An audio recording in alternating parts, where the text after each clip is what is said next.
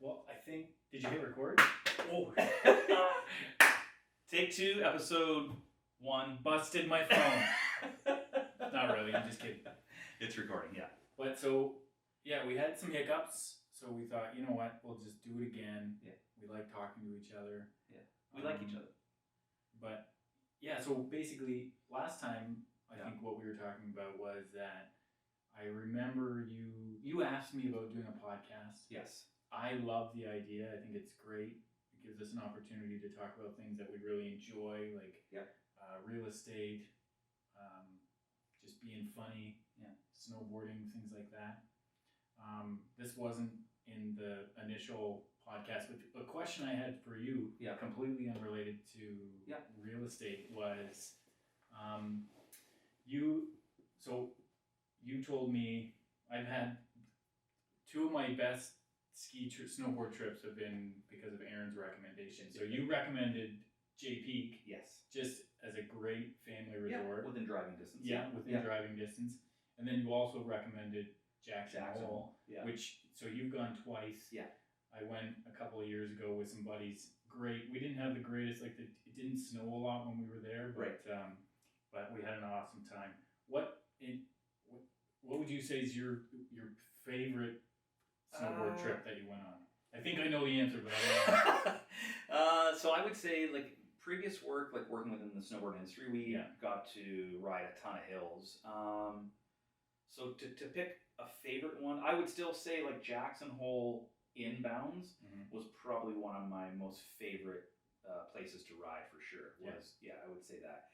Fortunate enough to ride all over kind of North America, Europe a couple of times. Oh, nice! I didn't know that. Yeah, so we had a couple of sales. One of the companies was based out of Italy, so we were able to kind of go to northern Italy, which was a blast. But I would say inbounds Jackson Hole. Yeah. Obviously, Whistler a bunch down in the States, but it's. I'm glad that you liked it there. Yeah, it's phenomenal. It's a place that actually had a client that took me there my second last time, and it was great. He's going back in March, so he goes every year. We were gonna go. Amanda and I were planning on. I'd been raving about it to Amanda, and because airfare before COVID was relatively inexpensive, so we were planning on gonna do a family trip this March to Jackson Hole. Right.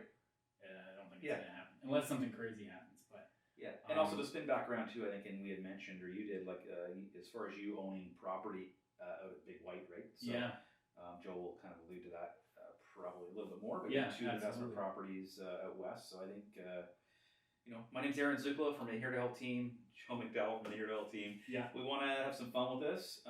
You can either tune in or tune out. You're not going to hurt my feelings and probably Joe's, but no, not at all.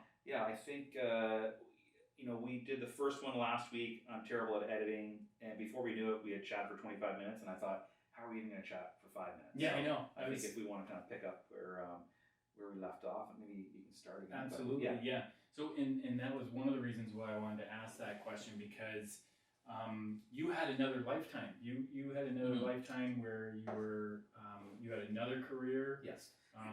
You had multiple rental properties. Yes. Just a whole other Aaron. And then because of circumstances beyond your control, things changed. And I think there's a lot of people, the reason that I wanted to talk about this topic was that I think there's a lot of people that have life changes and they think it's game over. They're not going to be able to get another investment property, let alone a primary residence. Correct. So I wanted to talk a little bit about how you were able to do that and sort of and get back to where you were. Yeah. So that's a great question, and I think I said that in the first episode. Definitely. So I was roughly 20 years in the action sport industry, snowboard, skateboard sales, and then ran a clothing company that Tom and Mark and their friend Dylan started, Atticus, for Canada. In 2010, West 49 was bought by Billabong, and I got the call in September that probably my PO for spring would be my last order from them, because they had 9 house brands. So That was September 2010. I worked with Hudson closely before. My wife and I at the time, Cheryl, had bought investment properties through Hudson. So I came in September thinking we need to unload one to have some capital, and then he had asked me, have you ever thought about real estate? And this is going back probably 2005. I started to take phase one, but then my job in the action sport industry kind of got busy, so I stopped. So when Hudson had said, when I sat down with him about selling one of our, Cole Road actually, little semi, he had said, have you thought about real estate? And I knew that it was time for a change because I wouldn't really have an income or a job in the spring of 2011. So the next day I started to take the courses, was fully licensed by April 2011, and worked with Hudson for about 5.5 years, one on my own, and then just joined you guys with Andre Arnold here to help, just kind of in, I would say, March of this year, right? So 2020. But so at the time, Cheryl and so two boys, we had an investment property, Cole Road, 920 Edinburgh, sold those. So it kind of allowed me to start this new career in real estate.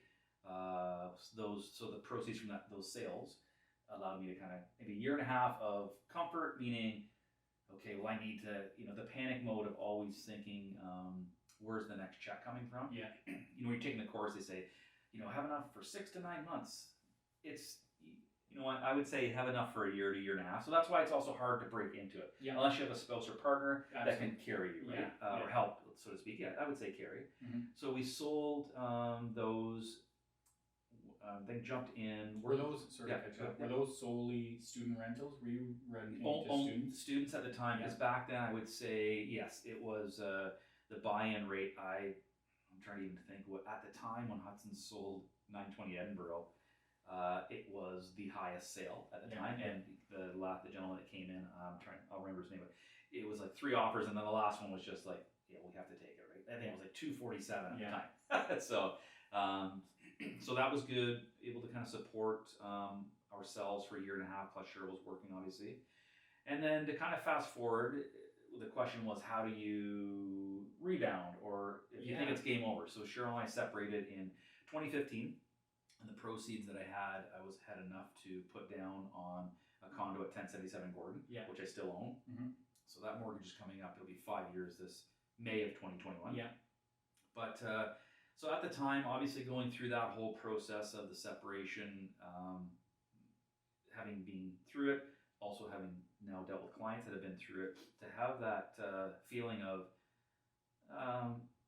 what's going to happen as far as owning. I thought that I'd have to rent for a while, which I did. But I was just had enough money left to squeak to put down on the one in Gordon. Which was a place, for obviously my boys and I at the time. And I thought, great, I'm rather than renting at $1,500-$1,700 a month, my mortgage and condo fees were about $18. So just it made sense. And then to fast forward to being able to move in April of 2019, bought a little bungalow from a gentleman that we work with here, Lou. It was his parents' home. So then to kind of be able to keep the rental purchase, I don't know if I'm jumping ahead. No. You're right. It's that game over. Like I can't do it. And one of the reasons that I wanted to bring that up is that I know there's a lot of people on Instagram and there's a lot of people out there that have great content. Don't get me wrong. I'm not saying that it's not good content, because it is good content. And they talk about the BRRRR strategy, where you buy, you renovate, you rent, refinance, and then some people add an additional R, repeat, do it again. But I think I feel like they're missing a lot of the population of people who are saying that's great if you have $100,000, $200,000, that liquid cash, that liquid cash to be able to facilitate that in the short term. This is why I wanted to have this conversation, because both you and I were able to do the BRRRR strategy gradually. Correct. So you can do the BRRRR strategy gradually. Don't get discouraged when you hear these people saying, oh, you know what, I bought this, and 2 months later I had it rented, and the bank already gave me the refi to do it again. Absolutely, that's possible, but it's not real life all the time. And we're here to tell you how to do it slowly. And especially in this market too, when when the average home in September was like 903. So I think it's not impossible. And I think going back to what your comment was, like, we always think or the thought was, it's not attainable, it's not achievable. Yeah. Whereas if you just do it slowly, like I only had enough 5% down on the condo at the time, which was $269.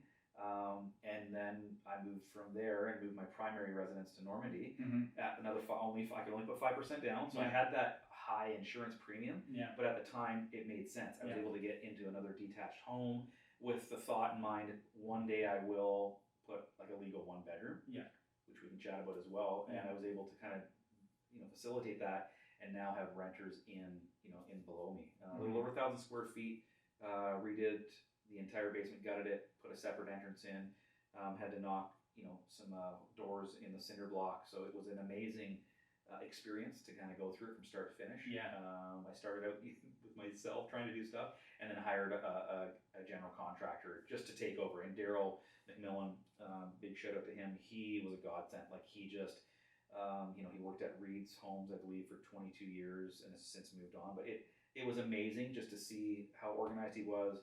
And then I was able to kind of meet the trades, get a better understanding. But it is achievable. And now I think, I'm looking at probably doing a refi.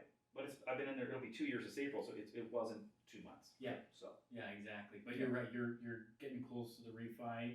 And so it's hard to get the ball. I shouldn't say it's hard. It's slow to get the ball rolling, and you got to put your head down and just look at the baby steps. Correct. Don't try not to look too far in the future, or you will get discouraged.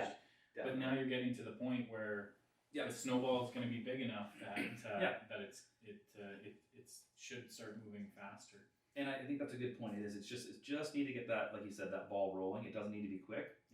It is like building a snowball. Right? Just once the momentum goes, it's and so hopefully get everything done as far as taxes and whatnot, and then did I say that? Paid them yesterday. I'm not gonna say what year, but anyway, it doesn't matter. But then that will allow me to come back in and have the home reassessed, and hopefully have enough equity to at that point, maybe there will be X amount that will allow us to. And I'm really doing this, obviously, in our business as far as a pension. There's nothing really there, but I want my kids to be able to see that it's attainable. And it's going to be like, my boys are 24 and Sam will be 22 this month. Like realistically, I think, not to get off topic, but in order for them to purchase something once they get the momentum going with their jobs, I think it'll be almost like a living inheritance. So whatever equity I have, so if I refi and I have X amount, maybe I can help them, put towards their house, just because rather than, in theory, and this is the way that I grew up, like, my parents bought a house they couldn't afford, paid it off in 10 years. But my dad's always, we always want my dad now to, hey, don't worry about us, like, spend your money. But I think it's always nice to hopefully leave that kind of legacy. And absolutely. But it's the work ethic and just show it can be done. It's I know times are different, right? And it feels scary being an outsider. So I can relate to you in the sense that, so Amanda and I bought our first home. Our first home was a bungalow. In the west end of Guelph. And we were getting outbid. So we started looking in the south end, near the university, as well as downtown, and we were getting outbid all the time, and we were getting discouraged, and we almost thought, why don't we just buy a row house and then forget about this this dream of having an investment property. And then our agent at the time showed us something in the west end, which it wasn't on our radar. But the numbers worked when I looked at when I was looking at the numbers in the sense of financially, will this hit the markers that I've set for myself, and I felt like it was going to work. So we purchased it. I was super excited. And that was Dunhill. Yes. It was nice little, probably 1,100 square foot bungalow with a separate entrance through the garage. It already had an in-law suite. So my understanding at the time was that it was going to be legal non-conforming as long as I don't even remember what the guidelines were. It was going to be legal non-conforming as long as it had been built 20 years prior. Right. Okay. So I thought, perfect. This is a win. Check it off for Joe. But what happened was, so I called the city because in order to have a legal non-conforming unit, what needs to happen is you still have to have bylaw come in and make Yes. sure that you're meeting on, Yep. it has to look like a single family dwelling from the outside. Yep. At that time, there needed to be X amount of space for parking. Yeah. Now, recently, they've changed that. Yeah. You can contact either Aaron or I, and we Yeah. can sort of fill you in on what those changes are. But at the time, there needed to be a certain amount of parking. Yeah. As well as you had to have someone come in from the fire department, Yeah. fire marshal or something, Yeah. to make sure that it was to code for fire. Yeah. So there were still some steps that we had to follow, but not nearly as labor or capital intensive Yeah. as doing a full Yeah. accessory apartment. So Yeah. I contacted the city. I was so proud of myself. Yeah. And so the permit guy came in. He walked around. He was super nice. He looked at the Yeah. whole apartment, and as he was leaving, he's like, "Oh, by the way, yeah. Before I even came, I pulled up the permit, and it showed that the building inspector had said that this was a rough-in Yeah. when he did the final Right. inspection Yeah. on when it was built. So you're gonna have to get a permit for this." So my heart dropped. Yeah. My heart dropped, and I thought, "That's it. I'm not gonna be able to do this." But I just chipped away. I Yeah. just sort of. What was Amanda's response to that? Was it really at that point? Because I think I'll lead up to another point. Yeah. How did that go? Like, you didn't need to. Let me see. It's not like you sold her on the idea. Hey, we're gonna buy here. Like, did you go in there thinking, hey, we need that? No. Oh, so okay. No. So, okay. No. Right. Luckily, we didn't do that. But so this is where I'll pick up. I was gonna say this is where Amanda's worth her weight in gold, but I shouldn't say that. Yeah. She's worth more. Yeah. There you go. Yeah. No, Amanda. Yeah. Amanda's amazing, and she did some digging and found that there's a program at the university called Homestay. Okay. Where you can host international students. Oh, okay. Yep. And it's kind of like billeting, so you can get a fee, or there's funding that they'll give you. Right. And as long as it was a legal bedroom that they were in. Yeah. So we were able to. So we were able to get some rental income. The way the home was sat.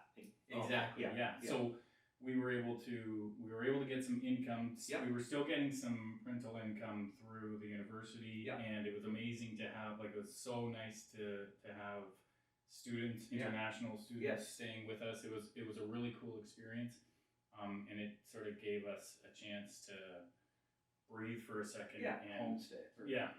It's a neat program. I think, again, like everything else in the world, COVID has really really shut that program down. Yeah. But Yeah. it's such a cool program. Okay. So that sort of Amanda's the kind of person that is just like, tell me what the problem is, and we'll come up with a solution. Amazing. So so that was our solution. And then we were able to just chip away.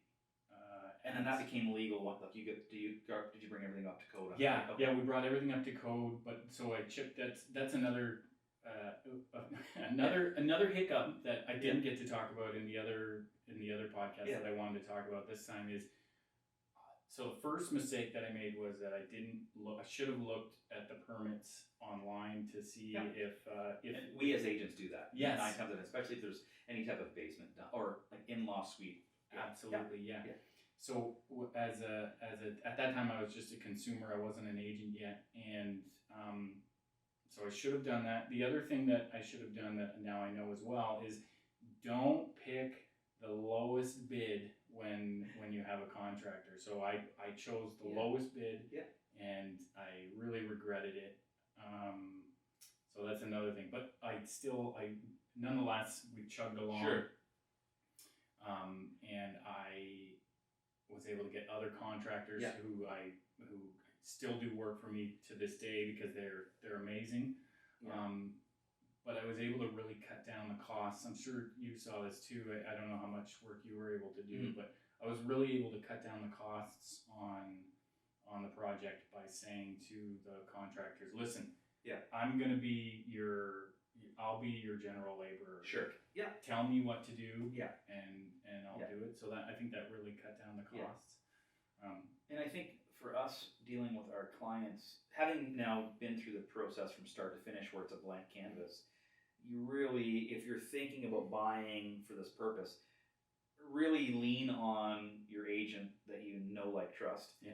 Because he or she should, in theory, have those contacts Yeah. where it's an easier process. Yeah.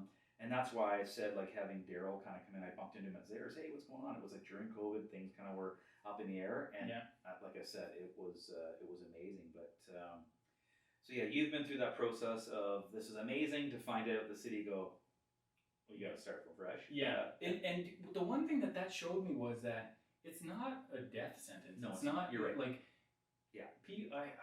I'm not always. I don't. It's not game over. No, it's not game over. Yeah. And I'm not like there is a mentality among some people, not everybody, but there's a mentality of like, oh, the city's just out to get you. Yeah. It's like, no, once you go through the process and once you see what they're doing, they just want to keep you safe. Yeah. They want to keep the population safe. Yeah. And in the end, if you have a legal accessory apartment in your house, the bank's gonna like it more. Yeah. The next buyer's gonna like it more. It is far better to do it the right way. Yeah, there's rules and codes in place, and we know a little bit about them. They know everything. So I mean, I had zero issues at all with any of the properties that I've owned with the city. If there's a fraction, if that's the right term, just you got to fix it. There's a reason why it's there so that everybody is safe. And they want to help you fix it. It's not like they want you to fail. They want you to do it right. Yeah, and that's been my experience. And I know whatever we're talking about is obviously our own opinion. But anyways, is it to do disclaimer? No, We'll just say whenever we're unsure, we'll just say allegedly. Yeah. Okay. Perfect. Allegedly. No, I don't know. Watch the news. So I think Joe and I both have had a good experience with that concept of rental. Yeah, doing up down, we're both. I know. Well, obviously, we're both big fans of getting a bungalow and turning it into an up down duplex / accessory apartment. It lends itself well to that. Your pool of buyers afterwards is just, you're going to have investors, you're going to have people who might have mobility issues, so they want the one floor. Multi-generations, like kind of living, it's actually quite nice. Yeah, as a mortgage helper, that's another one. Like, I just don't see you going wrong. So I would say the concept here from my end, when Joe had asked me the question, you're right. There's always, it's not game over. I think in the darkest hours of going through that kind of separation, you're obviously running as far as emotions are high for a number of different reasons, right?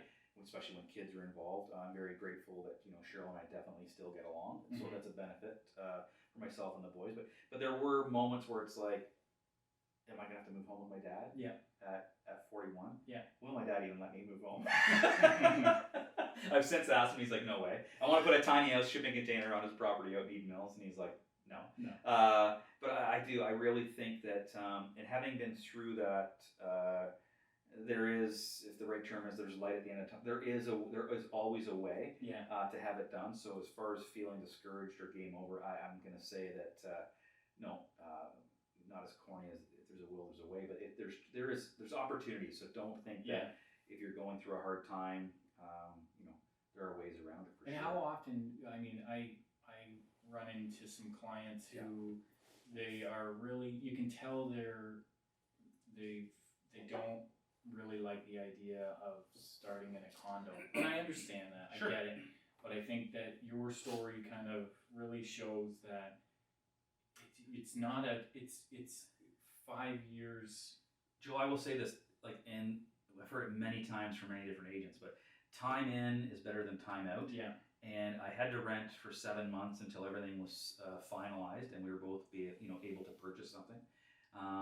That's what I could afford. So you go from a 2,000 square foot home, old university, 80-foot wide lot by 175, 20 by 40 pool, phenomenal home, to renting a 900 square foot bungalow, to literally moving into 815 square feet. But you know what? As soon as I got the keys and I opened the door, I can almost cry thinking about it. Enjoy. It's like, no, there is silver lining. There's a way around it. So Do you have to put your pride aside? I didn't. I just wanted to have a roof over my head. Yeah. And I've always said to my boys, as long as I'm breathing, I will do my best to have a room for you. Yeah. So like it was 2-bedroom and a den, but we made it out. I was still able to keep it. So I think if you're getting discouraged, you feel like it's only happening to you, but it happens, and we deal with it all the time. Yeah. Like coming up on 10 years as far as this business, death and divorce are unfortunately a big part of our business, right? Yeah. So I didn't swallow my pride. I knew that I needed a place to live. Yeah. And it was what I could afford. So I know that it's easier said than done, but Mm-hmm. time in is better than time out for sure. And so did you know at that point that you wanted Gordon Street to be a rental property? No, at that time I thought this is it. Yeah. And in fact, I loved it. Mm-hmm. Turn the key, leave. Like it was amazing. So no, I thought that was, I'm getting, my feet are now in a spot. I'm settled. This is where I'm going to be. Yeah. And then the opportunity came 3 years later to purchase the home on Normandy that so you didn't even know, so it wasn't even until Normandy came up that you thought that you started coming up with this strategy. 100%. Yeah. That's awesome. No, it was kind of like I truly have a saying, every day is a Tuesday. Yeah. Get up, Just head down, grind. go to work. Yeah. So did I always want to be in a detached home again?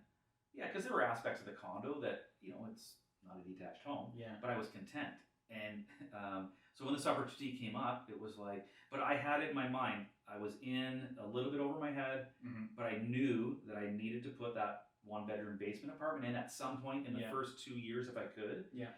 In order to help alleviate, just kind of keep my monthly costs leveled out a bit. Yeah. Because the one downfall when we bought an old university, it was definitely at our limit as far as budget goes. Mm-hmm. The concept was to put a legal 2-bedroom in at the time, Mm-hmm. put an offer in on a Thursday, conditional upon financing. Mm-hmm. And I mentioned this before. So at the time, Cheryl and I'm like, I don't know, like this is, if we waive, like we got to put the apartment in, blah, blah. I was ready to borrow money in order to put the basement apartment in. Yeah. We waived, and that loan, I wasn't able to get the money. Yeah. Because I was borrowing it from a close family member. And at the time, he just like, I don't feel comfortable. Yeah. So in my mind, it's like, holy shit. Yeah. If I can say that, which I just did. Yeah. So once again, I felt underwater. Yeah. We did what we could do, but at some point, it just became too much. Yep. And I didn't have the capital to put the apartment in. Yeah. We were there only 2.5 years, so I didn't have enough time to build the equity, you know what I mean, in order to kind of to feel comfortable doing that. Yeah. And then ultimately, we had to sell, and then that was it. But I didn't. Where I'm at right now, if you would have asked me 5 years ago when I first moved into the condo, this is it. Mm-hmm. So, which I was okay with that. Just wanted to be somewhere. Mm-hmm. And if you hear that humming in the background, I was I'm hoping Steve Fody comes through that door, the elevator. That'll be hilarious. Yeah. If he comes through. That we can put him on the spot. No, that's great. I think that's a great that formula is great. And now you're getting to a point now where your burst strategy, you're a fan of the burst strategy, and now you're getting to a point where have you ever heard the saying, deferred joys purchased through sacrifice are always the sweetest? No. So that, to me, that's like what you're talking about right now is exactly that. You kept your head down. Yes. Every day is a Tuesday, to use your words. Yeah. And now you're in a position where you're going to be able to start doing a burst strategy 100%. in a much shorter time. Correct. Like your turnaround is going to be a lot faster. It is a lot, yeah. But I had to start it, right? So like you said, you hear everybody, you buy, and then in 2 months, well, that's great if you're net worth and you have the liquid cash. But it can be done. Even what's your goal? How many do you want? How many investment properties do you want? Do you have a number in your head? I know you do. To be honest, I'm not really a numbers guy. Yeah. I would say realistically, the next 10 years, so I'm 46, like the next 10 years for me are really setting up for, I think, my retirement. Yeah. So at 55, if I would if I could squeeze out a couple more just to Yeah. have that buffer, Yeah. it would be phenomenal. And because it's just going to get better and better. Like Right. every year, your cash flow is going to Right. go up, Yeah. and the amount on